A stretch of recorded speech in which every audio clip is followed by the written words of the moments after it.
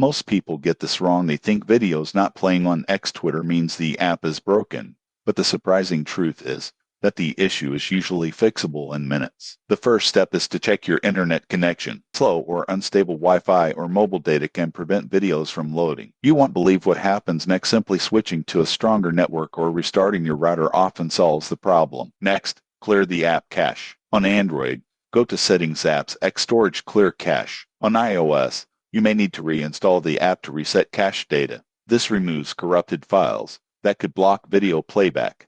Another solution is to update the app. Updated versions may have bugs or compatibility issues. Go to your app store, check for updates, and install the latest version. Finally, check your device settings. Make sure background data is allowed for X and that video autoplay is enabled in the app settings. Restart your device after making changes for best results. If none of these work, it may be a temporary server issue. Wait a few hours and try again, as X occasionally experiences service outages. In conclusion, X videos not playing is usually a network, cache, or settings issue, and following these steps should restore playback. Simple fixes often save you time and frustration. Subscribe for more tech tips and troubleshooting guides to keep your apps running smoothly.